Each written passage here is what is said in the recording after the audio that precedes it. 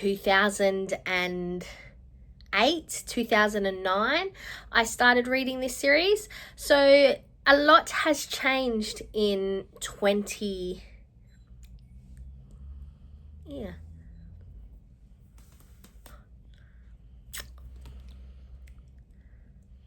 I can't believe I had that on my teeth. Okay, let's start this whole section again.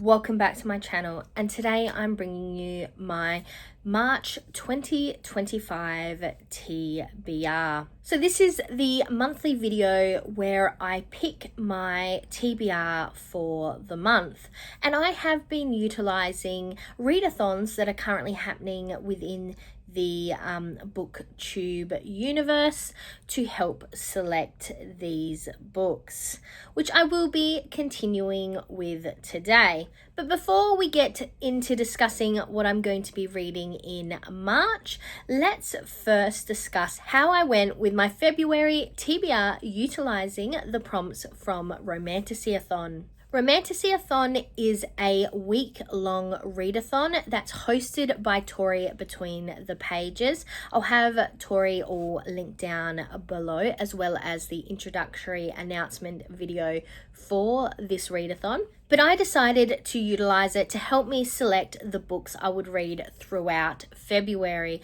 I'll have up in the cards my video from last month. As a recap from last month, I ended up with 6 prompts and 5 books. I'll have it pictured over here for what I was meant to be reading. Now to go through the prompts and corresponding books and how I went with them. First up, we had a black cover, and for that I had selected this Laurel K. Hamilton, A Caress of Twilight. It's the second book in the Mary Gantry series, and unfortunately I did not manage to read this one. Then for new release, we had Illusion of Stars by Sarah Marie Page. I did read this one. I listened to it via audiobook, which is also meeting a bonus prompt. It was released in 2024, is the first in a series, and I'm interested in continuing with it. For more details about the books I have read, stay tuned to see my quarterly book wrap up. I'll have the playlist linked up in the cards, though at the filming of this video, there is nothing currently in that playlist. Then for the prompt Book with Fae, I was also meant to read this Caress of Twilight, and like I've already said, I did not manage to read it. For Forced Proximity, I read The Botanist and the Beast by Viola Vine. And this was probably my favourite book throughout the month of February.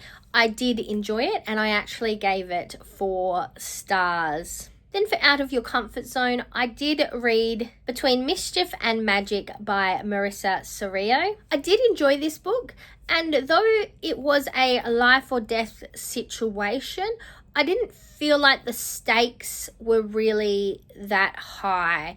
It felt like everything was quite easy to manage and figure out what was going on, and the final arc of the story felt just a bit too easy. But it was a pretty easy read, and I did enjoy the main characters and their dynamic. And last but not least, we had a one-word title. For that, I read Lyle by Tammy Lund, and this one was a very easy, quick read. And it is one of those books that is part of a larger universe, but can be read as a standalone. Because I didn't manage to read A Caress of Twilight, that does mean 2 segments of my overall romantasy story arc is not complete.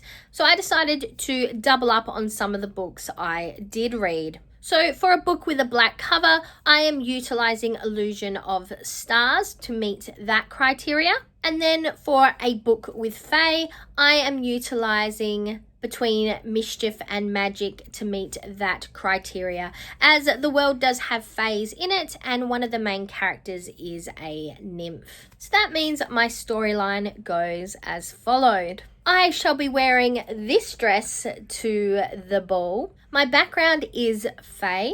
My date is a white-haired individual with a stormy attitude. We both live for the banter, and hopefully we do not end up punching each other in the face. We definitely got together because of forced proximity, and just in case things go south either with my date or the ball, I've got iron-tipped dagger nails. Everybody is definitely keeping an eye on those. When I entered my ball with my date, they disappeared into the crowd. I haven't seen them since, and I've had enough, so I'm storming down a hallway when a hand grabs me and pulls me into an alcove. Finally, it is my date. Where have you been and what do you have to say for yourself, I say. They whisper one word, so close I can feel their breath. Traitor. It looks like my ball is going wild. I had a fantastic time joining in on the Romantasyathon hosted by Tori between pages, and I am looking forward to participating again next year. Did you join us at this year's Starfall Ball? Please let me know down in the comments how you went with your romantasy reads and what your Starfall Ball romantasy story was like. For March, I will be joining in with Realmathon, Realm of the Readathon, hosted by Covers with Cassidy. This is the 4th annual Realmathon. However, this is my first time participating. I will have Cassidy as well as the announcement video linked down in the description, so make sure you check it out. Realmathon is a competitive readathon where you have 4 realms or 4 families, 4 teams that are battling out against each other to win over, take over, control Carrion City. By reading books that fit prompts, you can either gain points for your realm or you can take points away from another realm. The first step is to select your family, your realm that you will be participating in. I've decided to join the Ravens. Team leads for this realm are books with Lexie and Leandra, the TBR 0. I'll have both of them linked down below as well. And the Ravens control the underground. They own most of the downtown strip, the restaurants, the nightclubs, the casino. But their real business is the thing sold under the table on the black market. The Ravens creep in the shadows. Their magic is always a gift of sight. They may be able to make illusions, change the way they look, and go invisible. That would actually fit with the Illusions of Stars book I read last month. The magic is different for everybody, but it always has something to do with vision. Ravens are good secret keepers, and typically they like to work alone. But they can have a select few they trust. They are good at flying under the radar and watching before they act. They are also quick thinkers and very adaptable. So the team prompts, which are prompts that will get you bonus points for your team, are a book you found on a list. It can be any list, but it cannot be a list that you made up, and also a book with a character hiding a secret. I decided to join Team Raven over the other 3 teams, which are Stingers, Monarchs, and Stags, because I am from Australia, as you are aware, and in Australia, we have ravens. In fact, half the time you can hear ravens or crows in the background of my videos. I'm well aware that ravens and crows are not the same thing. I've also recently found out that most of the birds that we generally assume are crows here where I live are actually ravens. And funny story, we have a local football team for my state, which is the Adelaide Crows. And I have read somewhere that we actually don't get crows in the Adelaide region. Mostly they are ravens. And I am sure that that is a unpopular comment to make, and hopefully I do not start any drama here. I just read about it. Please don't come after me. I'm just the messenger. So like I said, you can either gain points for your team or take points away from another team. But how do you do that? So there is a positive and a negative list of prompts. Each list has 15 prompts on them, and for every book you select, you can utilize 5 prompts per book. However, you cannot mix negative and positive prompts. Therefore, if you have selected a book that matches a positive prompt, you can select 4 other prompts that would also match that book to gain extra points. And the same goes for if you do a negative prompt. So if you select a book that matches a negative prompt, you can then select 4 other negative prompts to then take points away from another team. Cassidy has the list of prompts in the Google Drive, which I also have linked down below. And to make this easier for me as my TBR game, I have printed out these prompts. So this is one of the positive prompts. So the positive prompts are all blue. And this one here is one of the negative prompts. So I have printed all of these out. I've folded them all up, so I have 30 prompts here, and I have stuck them all into this little jar that I am going to show you in just a second. I've stuck them all here into my Kiss the Librarian cup. So in here you can see there are 30 prompts. What I'm going to do is I'm going to roll a virtual dice, a D6 dice, and it will tell me how many prompts I'm going to be pulling out of this little jar. And then I will pick a book for each one of those prompts. If I do manage to read the book, I can then add additional prompts to it that are not from the original prompts I pull, to then receive extra bonus points, be that negative or positive. I really hope this is making sense. It makes sense in my brain. I'm just not sure if it is coming out in a way that makes sense. Okay, so over on my computer here, you'll see it come up over here somewhere. I have the virtual dice roller. So we are going to try to do this together, which is new for me, but let's go. 5. Okay, so I'm going to be selecting 5 prompts from my little Kiss the Librarian cup. Okay, give it a good shake, mix up the negative and the positive prompts, and let's pull out my first one. Okay.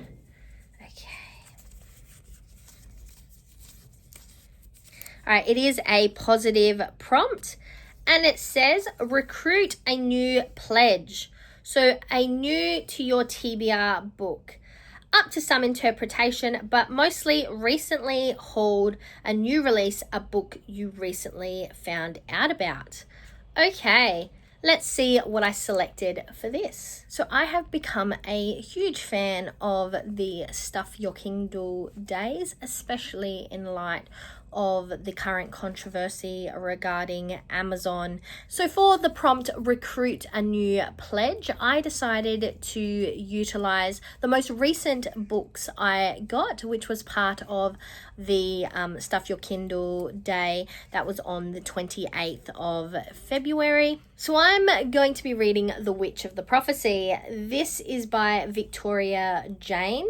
This is the first book in a trilogy. The cover itself is giving me why choose feels, but the little blurb line is having a choice and having a good choice are 2 different things. The players of the prophecy are all in place: the vampire, the werewolf, and the witch. The fate of all paranormal beings hangs in the balance. My first foray into the Why Choose trope definitely come about from the Anita Blake series by Laurel K. Hamilton, which has a werewolf, a vampire, and a necromancer who have a bit of a love triangle going on, but it does become very why choosy as you continue along with the series. So from the first little inklings I'm getting from this book, I am very much hoping this is going to be right up my alley. But let's move on to prompt 2. We'll give it another shake.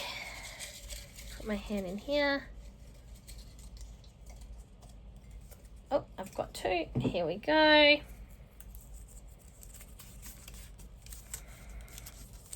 Another positive prompt. Okay, this is restock the armory. Favorite trope. Oh, whatever you count as one of your favorite tropes, read a book that has it. Wow, what do I think is my favorite trope? That is really hard. I'm definitely going to have to think about that, and let's see what I ended up deciding. So, restock the armory favorite trope. This was a really hard one to pick, as I like quite a few tropes.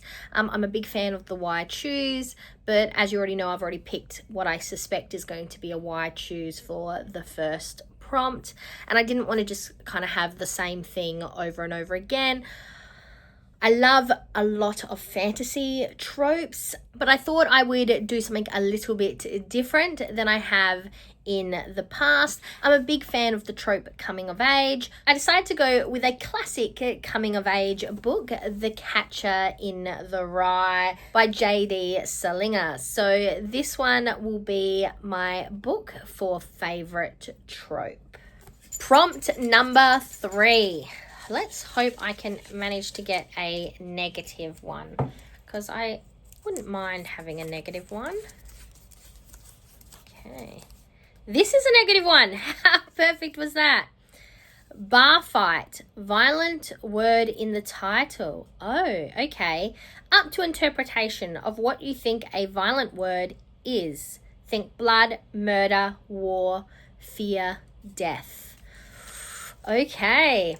A violent word in the title. So for bar fight, I've decided to go for everyone in this room will someday be dead. This book seems to follow Gilda, who is obsessed with her death. It says here on the back, desperate for relief from her anxious mind and alienated from her repressive family, she responds to a flyer for free therapy at a local church and finds herself abruptly hired to replace the deceased receptionist, Grace. It's not the most obvious job. She's queer and an atheist for starters, and so in between trying to learn maths, hiding her new maybe girlfriend, and conducting an amateur investigation into Grace's death, Gilda must avoid revealing the truth of her mortifying existence. Wow, this seems a little bit all over the place. I'm definitely interested to see how this one plays out. So this one is for bar fight. All right, now for number 4. So only 2 more left. Okay, what do we have here? This is a big one. Another negative. Vandalize another sector. A special edition. This has to be the edition you are reading. It can't be just that a special edition of this book exists. You have to at least own it. I'm actually not sure if I have any special editions. Let's see what I can find. So we had Vandalize Another Sector, which is a special edition. I definitely have books that have multiple editions. I've got multiple editions of the same book, but I don't really have any special editions. The closest I could find would be this one, which is in a joint set. So that is special, but the actual editions of the books that are in this set are not special. You can get these, this is exactly how the books come regularly, so it is not the special edition version of these books. So I decided to do a re-roll for prompt number 4. Okay, so here's another prompt number 4, because I didn't have a special edition. So far I've had two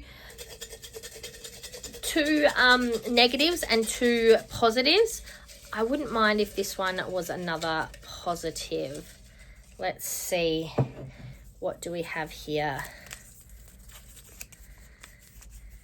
And, oh, it's another negative. Okay. Decode a message. Title/author has all 5 vowels. You can only use the title and the author for this, but you have to find A, E, I, O, U in the title and or author's name. Nothing else on the cover can be used. Wow, okay, this is going to be a fun one. Decode a message. Another negative prompt to replace prompt 4 or selection number 4, because I didn't have a special edition. So decode a message. Title and author has to have all 5 vowels in it. So I actually found this one. It's What's a Girl Got to Do. It's written by Holly Bourne, and as you can see, we have A, I, O, U, E. All vowels are within the author and the title. I also think in today's environment, this is going to be a great book to pick. As it says here, how to start a feminist revolution. 1, call out anything that is unfair on one gender. 2, don't call out the same thing twice so you can sleep and breathe. 3, always try to keep it funny. 4, don't let anything slide, even when you start to break. Lottie's determined to change the world with her vigilante vlog. Shame the trolls, have other ideas. I am really looking forward to reading this one. And last but not least, we have roll number 5.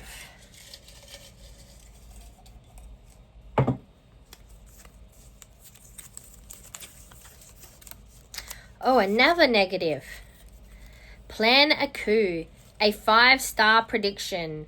Don't overthink this one. It just has to be a book you think you have the potential of really liking. You don't have to actually give the book 5 stars. Okay, let's see what a 5-star prediction is. So for Plan a Coup, a 5-star prediction, this is probably slightly cheating, but Cassidy said if you think it counts, it counts. Considering this is a reread, I'm pretty sure that it will be a 5-star read. In fact, I have already spoken about this series in this video, though I have not selected a book yet to do with it. You might have already guessed it.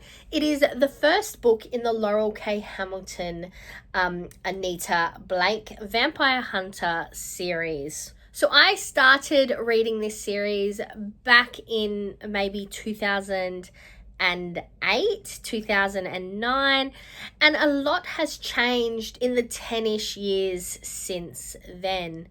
It might even be close to 15 years since then. That is insane to think about, but a lot has changed since then, and I've actually decided this year I would like to start rereading this series. So I'm really looking forward to getting back into this series from the beginning, though I do still need to continue reading the Mary Grantree series as well.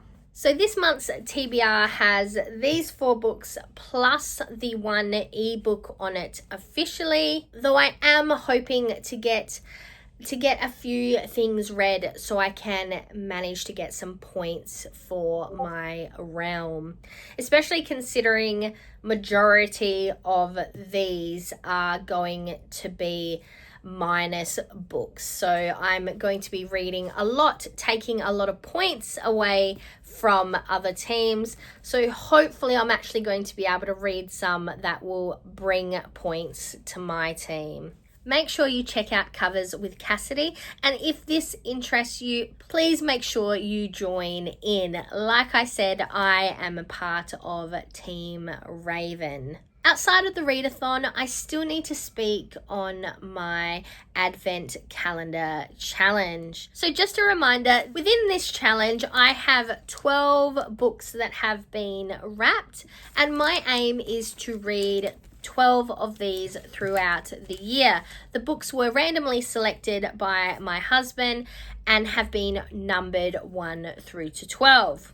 Currently, I have 2 books I've already unwrapped. The first one for January is The Wildwood Sisters by Mandy Margoo. I currently am about 30 or so % into this book. It is set in Australia and I am enjoying it. I'm interested to see what happens with the mystery, though the love story is probably a little predictable for me. It is a second chance style book, though I'm definitely going to continue with it. I am yet to start my February read, and that was The Young Widower's Handbook by Tom McAllister. But that is not going to stop me from opening up my March book. So here is book number 3 for March. Let's open it up and see what we have. I do think that I'm already falling behind, and I'm probably going to stay behind in this challenge throughout the year, to be honest. But hopefully I do manage to read at least half of the books we unwrap. So what do we have here? Oh, okay. Oh, wow. How crazy is this? This is A Gathering of Ravens.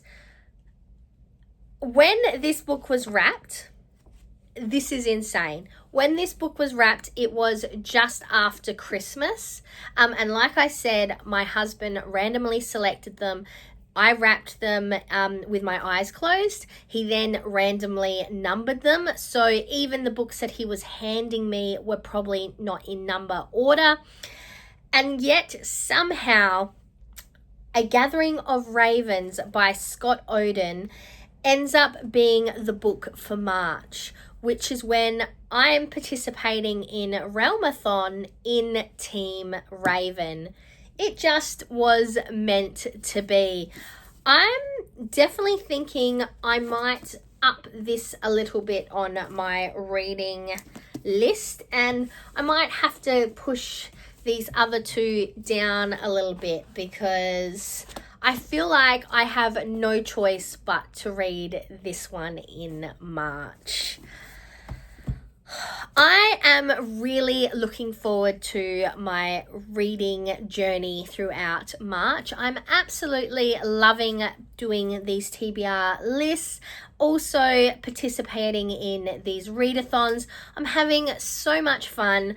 I know this is a really long video, and I really thank you for coming along on this journey with me. If you're still here, I would really appreciate a like, comment, and if you are not yet part of my little slice of the internet, please make sure you subscribe. But until next time, I'm Verity. This was my March 2025 TBR featuring Romantasyathon and Realmathon. And now to the outro.